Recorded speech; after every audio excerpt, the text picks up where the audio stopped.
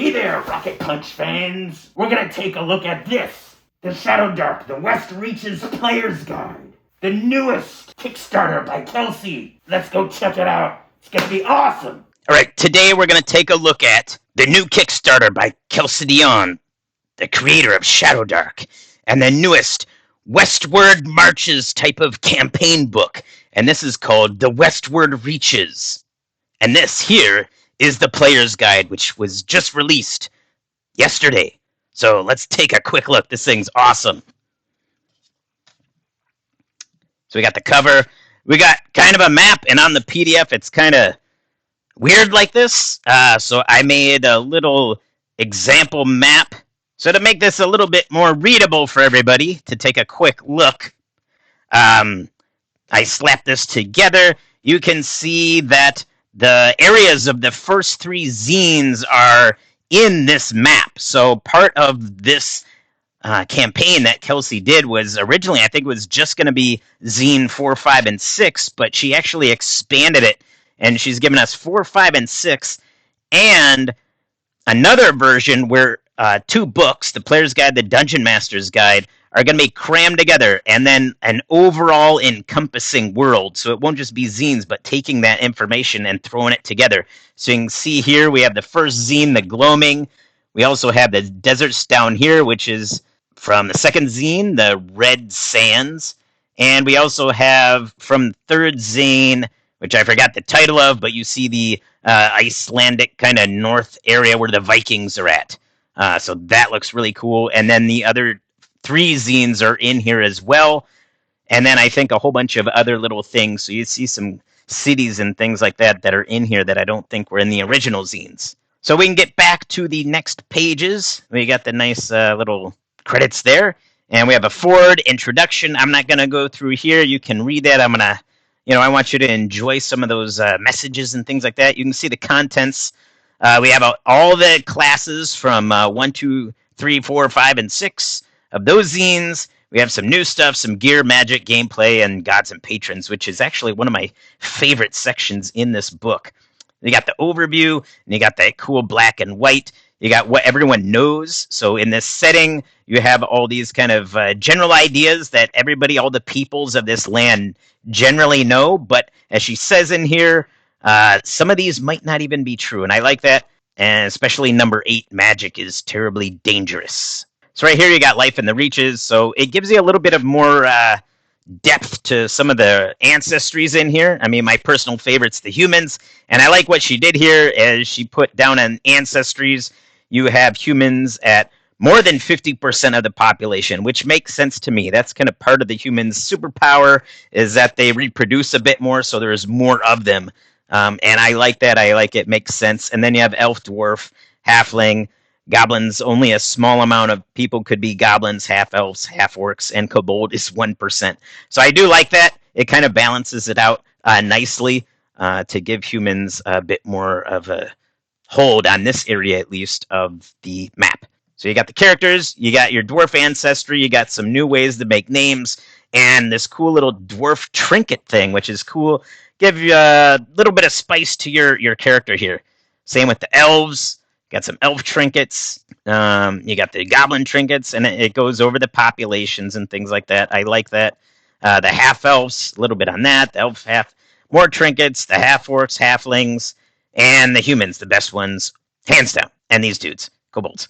And then we go right into the new classes. So, again, you've seen the Bard class as a separate download if you've been following her Discord and her newsletter and things like that. You've already seen this before. New art.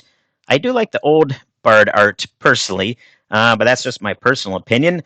But it's nice to get all these original zine classes in one book. So instead of flipping back and forth, I do like that. This is a new one from one of the new zines, the Basilisk Warrior. He has a petrifying gaze, so that's kind of cool. You could probably use this class if you're really into Primal, which I was and am. I haven't seen the third season, but I love season 1 and 2. So I think this is cool. You could probably make Spear from the Primal TV show, and I'm totally going to do that.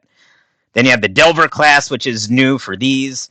So you get some new things. You can Yeah, you have Scavenger, so when you expend the last consumable item you've carried, roll a 5 or 6 on a d6, you gain 1 use of that item, so that's kind of cool. Like you have one thing at the bottom of your pack, you happen to miss it. That's kind of cool. Got some trusty gear, Trailblazer, so he's almost like a thief of the dungeons. He kind of has a whole bunch of useful dungeon and survival skills that you can use.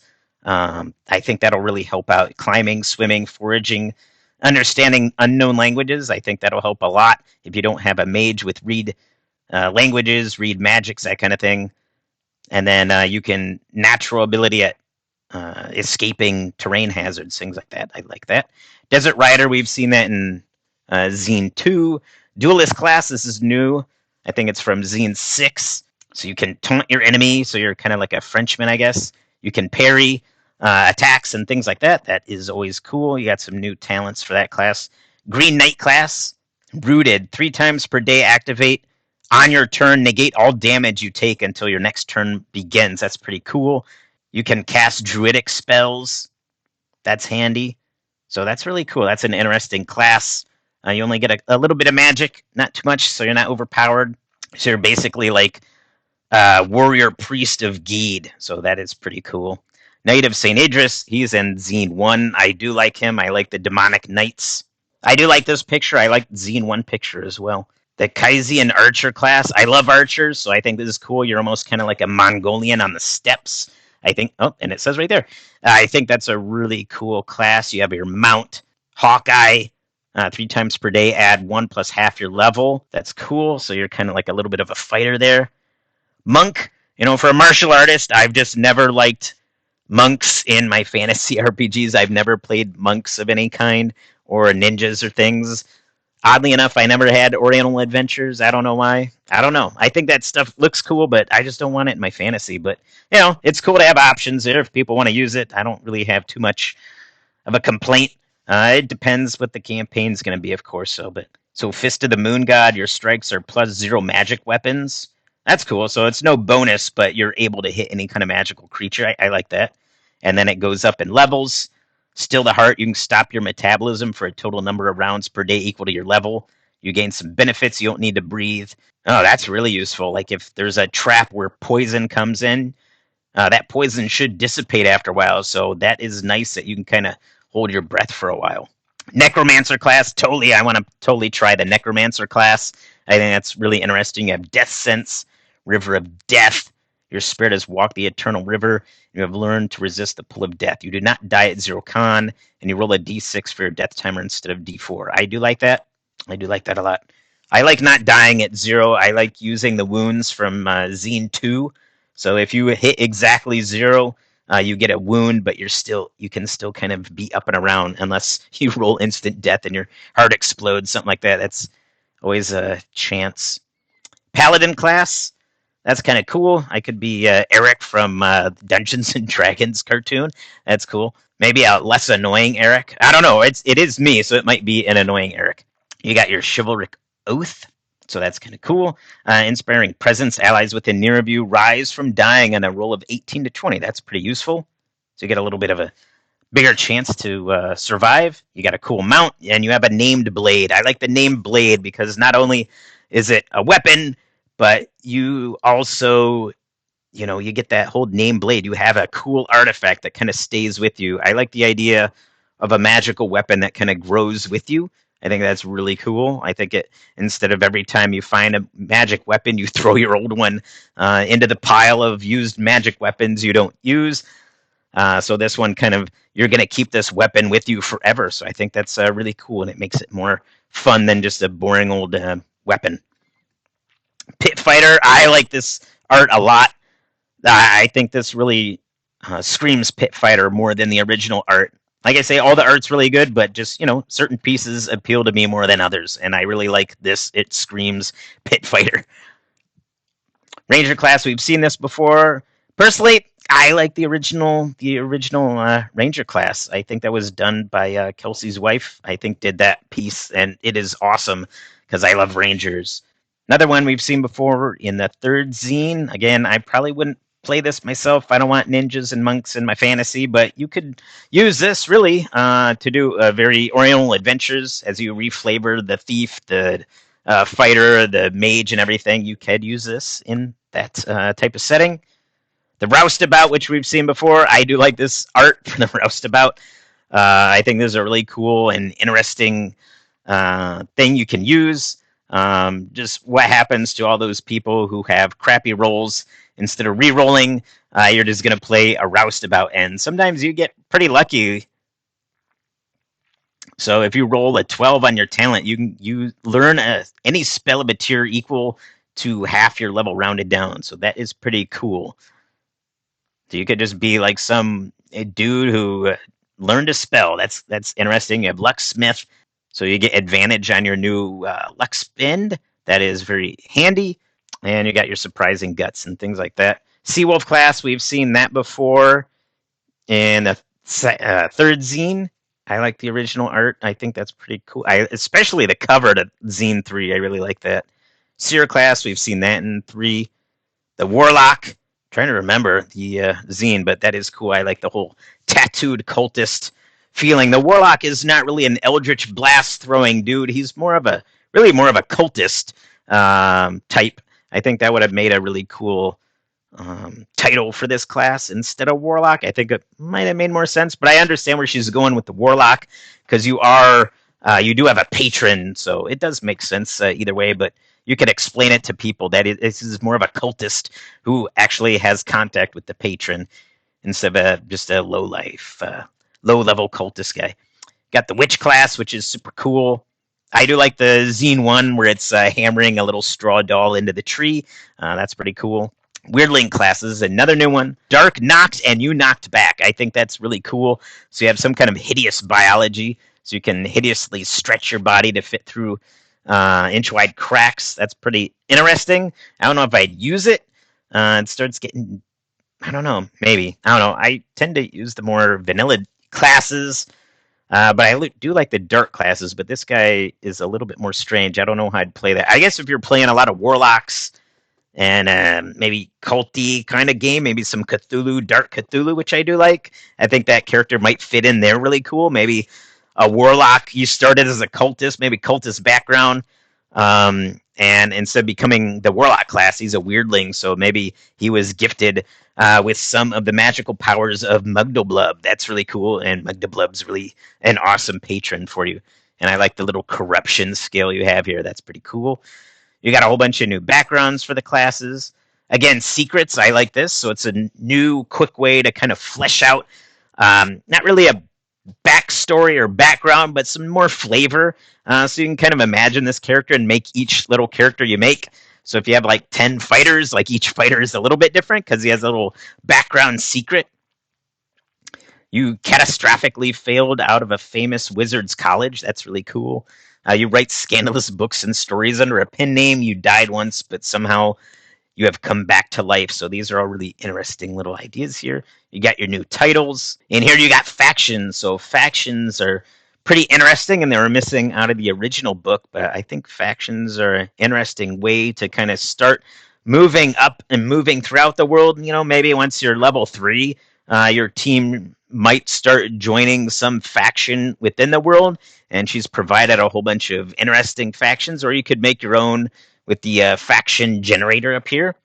But the name one, you got the bards, so lawful, you can help with them, you get some benefits. So, for example, once per level, you choose to automatically pass a charisma check you were about to make. But to balance off all those benefits, you do have missions, you have bylaws, and things like that. So you do have to follow some tenets of your faction. You can't just gain the benefits, which I do like. So it kind of helps with some role playing, some what is this guy going to do? What's this faction all about? So they're all about kind of bringing justice to the land. You got the Jeweled Eye, a neutral faction, pursuit of knowledge. So if you're a mage or a mage-leaning party, you might want to join them. You got some different mage benefits. So level 1, once per level, ascertain whether an item or object is magic simply by inspecting it closely. So I can save some spell slots. The Secret Bones, and that's probably who I want to join up with. Caddick, pirate faction who seeks to plunder its way to grand riches. I think that's what most player parties are. So they might default to that. That might be the default setting faction. You got your pirate's code, which is nice because it does say, anyone who demands parlay must be given the opportunity. You have some cool benefits, like once per level, force the GM to reroll a reaction check and treat your charisma bonuses +4. That's handy. Society, chaotic, again, power brokers who seek to gain influence through crime. So if you have a thief or a thief-leaning party, that might be interesting for them. Once per level, you may choose to automatically pass a dex check you're about to make. The Torchbearers, neutral again. So basically an adventuring party. If you're just kind of a ramshackle bunch of different classes, anyone can, I think, join that. That would make sense. Once per level, you may roll on the treasure table matching your level and immediately gain the item. The Wolves of Lindonia, lawful faction that works tirelessly to defend civilization from harm. So this is your, again, kind of do-gooders. So if you're knights, paladins, maybe even Knights of St. Idris might join this, even though they're a bit chaotic in nature of what they've done. But, they've joined evil to combat evil. Once per level, you can move a party 8 hexes overland by foot and ignore all impacts of terrain. Then you have all your gear from all the zines have been thrown together, so you have a whole bunch of cool new gear you can grab. Some explanation, some new weapons and things like that from the other zines, so that's nice. Some new armor options, and some poisons from the Roskadai class. And a whole bunch of cool mounts. So I need to play with more mounts. I just don't do horseback enough. That's something I need to try. I need to try more of hex crawling, even longer hex crawls, so they must use mounts. We have some cool mounts, or you can even fight them. So if you want to fight a pony, you have the stats there to fight a pony. Some boats, siege weapons, which is missing, so I think that's cool. Oh, hey guys, it's me, Rocket Punch. I'm here in my karate gi to ask you to come join the Rocket Punch Dojo. That's right, become a member on YouTube or on my Patreon. At the black belt level, you can come join me, Rocket Punch, on my cool, very own Discord channel, and you can come play games with me and my other buddies. And for every dollar you generate, helps Rocket Punch grow into a great channel of mediocrity. Coolness, being cool. And it really helps me buy more games so I can show all you guys. So every dollar is going to a good cause and not just going into my pockets. Temporarily, and then it goes to Free League. They own my bank account. So if you got the grit, join the Rocket Punch Dojo and be cool like these guys over here. You got your magic all thrown together, your necromancer spells. These look good. First Gate, Protect Evil, Seal Soul, Turn Undead, Undeath, Wither Mark. Those all sound pretty cool. Do like that. Priest spells. So in here you also get some new options for priest spells. So in addition to the normal priest spells, you can gain these based on your alignment. So if you're a lawful priest, tier 1, you get Prayer and Fortify. So Fortify is one creature you touch gains 1d6 temporary HP. That's nice. Prayer. You say a prayer over one creature, granting it resolve. The next time the target fails an attack roll, it succeeds instead, and this spell ends. So it's that's nice. It's kind of an automatic hit, essentially. That's pretty cool. Neutral.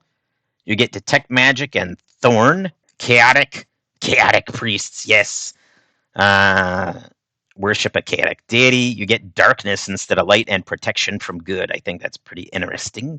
And then you got your Seer spells, and these are pretty cool from level 3. You got your Witch spells. I like some of these. I really like the name Eye Bite. That's one of these here. Yeah, Eye Bite. That's a good first level. Polymorph into a little rabbit. Scrying, Puppet, Spider Silk, Willow Man. That's awesome. You got some wizards. So the wizards spell the same thing. So druids are neutral wizards. I like that it also has this, not really title, but kind of aspect to what kind of wizard you are. So you got druids, you got breath and still, oxidize. Well, that must rust out weapons and things. Whisper wind. Oxidize. One inanimate object you touch the size of a door less ages D100 years. So you could rust it. That's pretty cool. True speech. Whisper wind. Send a brief whispered message that reaches any creature in range. That could be handy for city adventures, things like that. Mages are lawful wizards. You get cleanse, flare, reveal, and ward. Cleanse, you expunge natural toxins from one creature you touch. Flash of white hot light fills a near side cube extending from you. All creatures in the area affect are blinded. That's pretty hell. That's almost as good as sleep, really. Well, okay, maybe not as good, but it's pretty powerful because sleep doesn't target all creatures automatically. It's based on your level. This is all creatures, so you can instantly blind them. That's nice. Sorcerers are chaotic wizards. Yes. So you do get eye bite. You get the same spell as the witches, so that's pretty cool. Little crossover there. Mischief, protection from good. What's mischief? You magically beguile one humanoid of level 2 or less within near range. The target is overcome with a compulsion to commit harmful mischief for this spell's duration. Each round it tries to commit a sneaky, cruel act that would hinder or inconvenience its nearest ally. You got your new mishap tables, and you got, this is like, and we got Mugdalblub there. I love Mugdalblub. And I love saying Mugdalblub. I believe that's pretty close. Close enough, right? Gods and patrons. This is the thing I'm always talking about. I don't want to play a priest who is just a mage who can wear armor. So this is awesome right here. So I had to make a Memnon. I was playing a priest of Memnon. I kind of made this. Not as awesome as this, but I made some tenets and things like that for my priest. So I think this is really cool that she includes this in here. So you have some tenets of these gods, their presence in the reaches, what you do if you have to do penance. I think that is great because I didn't always have a great idea for what to do for penance, just kind of off the top of my head and spending money, but this is pretty cool. You got your holy days and a prayer generator, so that's really cool. You can be like, by the writ of law, justice shall defeat chaos. You got Saint Taragnus, same kind of thing. You got your holy days, your prayer generators. Same with Geed, Ord, Memnon, yeah, Shun the Vile, Ramlot, the Lost. Ooh, that's pretty cool because we didn't get a lot of information on the Lost, so now we have some interesting new lore for the Lost. And then for the Warlocks, you have these cool patrons. So you got Almazat, and you have image of that creature, so that's cool. You got Freya. You got Kraktanamak. That's pretty cool. Katheros, Loki, Molech, Mogdoblub. So you got your boons there, so that's organized a bit different. You got your demands. I really like that. Boil the bones of a powerful enemy and drink the broth. That's crazy. Feed Mugdoblub an object of singular novelty and power. Sacrifice a limb to the Elder Ooze. No magic can regrow it. Oh, that's awesome. Uatali. That's pretty cool. So it's like Quetzalcoatl, something like that. Obix of Azarum. Those are cool. Odin, yes, Odin. Nice, Odin. What does he want? Defeat a mighty foe honorably using strength and cunning. Learn a great truth and whisper it to Odin's ravens. Abandon all caution and defense against a worthy foe. Kyle. Oros, Rathgamanon, Saint Yidris. Nice. Shun the Vile, Titania, the Willow Man. Yeah, I want to be patron with the Willow Man. That's freaking scary, dude. Instill an everlasting fear in a worthy victim. Discover a potent nightmare and make it come true. Overcome your greatest fear. Yeah, Kesh. And some gameplay. So you got some new information on hex crawling, which is nice.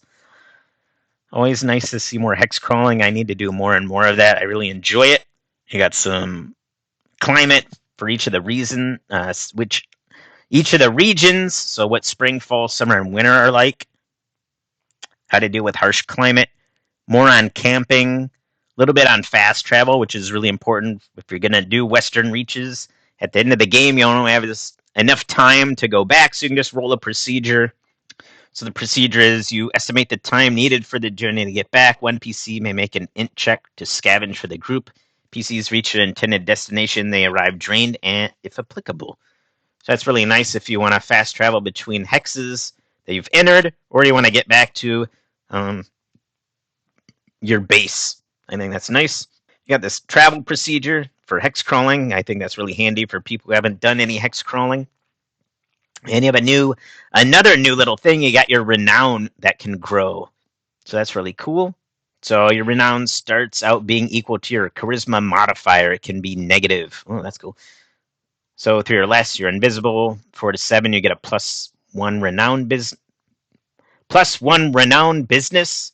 Get a +1 at 4 to 7, +2, +3. How to gain renown, losing renown, and reactions. So you get to add your renown bonus to your reaction roll. I can't pronounce today. That's really cool. So that's beneficial. So it can hurt and harm you. That's pretty cool. You got new downtime, so that's something fun to do. You can kind of do that in the middle of game sessions. So it's another way to kind of get rid of that gold, especially wizards. They don't really need it too much in this game, so you can spend that gold and do some magical research. So you can do like gain advantage on your next check to utilize a scroll, things like that. DC 20, create a wand of one spell you know of tier 3 or less. Ooh, that's hard. So you have to spend 50 gold and roll a DC 20 test with your int or charisma. That's tough. But I guess yeah, it's worth it. You know, especially at higher levels, you probably have a lot more gold, so you could try. Got some martial training. You can do spiritualism, skullduggery to kind of get some interesting new things like DC 15, get away with a minor crime such as a petty theft. If you fail, the crime fails and the authorities investigate. So that's cool. It's kind of double-edged. Get some new carousing events and some carousing outcomes. So that's been expanded. I like that. You got some mishaps and benefits. So we can take a look at the benefits. Terrible luck dogs you. Reroll this benefit as a mishap. You fall in a well and find something you lost long ago. A stray mastiff likes you. It defends you in your next combat. That's pretty cool. Gain a little mastiff. Got some more benefits. You tossed a thug from a bar. +2 to next carousing event. A disguised archangel follows you for 1 week to defend you. That is crazy. Mishaps. You wake up robbed in a gutter. Lose 40% of your wealth. A corrupt city guard member blackmailed you for 50 gold. Awful haircut. -1 renown. Lower charisma, 1d4 points for 1 week. That's awesome. Exhaustion, you have disadvantage on all checks. You forgot to pay a tab. -1 next carousing. That is cool. I like that. More flavor. That's all you need as a GM with Shadowdark. You just need a lot of little flavors like that, and you can really spin quite an adventure with very little prep in Shadowdark because of all just random rolls and random tables that really help your imagination going. So now we got some Bastion rules, so we can start building a base with all our gold. Unfortunately, there could be some disasters there. That's cool. Each month, roll a d6. On a 1, there's some kind of disaster. We got a enemy warband, natural disaster, pestilence, or even a dragon strike. You got the different types of bastions you can make: house, outpost, keep, castle, and some different upgrades. That is very cool. You got your aviary, idol, infirmary, kennels. That's pretty cool. Wizard tower. Warbands. So now you can get small armies you can utilize in mass combat. So now we got some mass combat rules. I've never really done a big mass combat like this. That's pretty cool. I would like to give it a try. So you can command a number of warbands based on your HP die. Don't follow you in combat. So yeah, they're kind of in your bastion, right? So you can be commanding these warbands against these sieges on your place. Create a new warband using the following guidelines. Start with a creature of level 1 to 5 that could form a combat unit, double its level. It has 8 times level plus con mod HP. Set it to 1 attack per round. Increase its attack bonus in proportion to new level. Triple its damage. Retrain its original talents. These do not count as upgrades. A warband is a group of 20 similar combatants. Treat it as a single creature. A warband that falls to 0 HP is destroyed. A warband attacks fill a near-sized area around its target. Can disperse its damage dice between anything it would hit in that area. It's really cool. So you could have a dragon come and attack and send your little warband to try to take out this dragon. And if they manage to beat it, that's a cool story. And if they fail because they can't follow you on adventures, you could send them in there maybe first, have them deal with the dragon. They all die, kind of like soften the dragon up, and then like you guys come out of your stronghold, your bastion, and you can finish the dragon off. That might be a way to kind of defeat a dragon at a lower level, is if they come and you have a warband to kind of soften them up before you go out there, because they can't fight with you, but maybe they can fight before you. Got some cool upgrades, different gear, or different types of, I should say, troops and things like. You even have rabble, an angry mob of ill-equipped peasants and farmers. That's cool. Burn the Witch can disperse damage dice to unique beings that are in a warband. Weapon properties, mount properties, armor, boat properties, siege weapon properties. Just a little bit of some definitions from the front of the gear in the book. I don't know why it's at the end, but I guess easy to look up. And that's the end of the book. So, yeah, that is the Western Reaches. I think that sounds like a very cool way to get more people into Westward March type gameplay. I don't think everyone who's been in Shadowdark, some are coming from 5e, so that's going to be really interesting to shine that little light upon them. So I hope you enjoyed our little look through of the Western Reaches Player's Guide. And until we meet again on Rocket Punch, have a great day.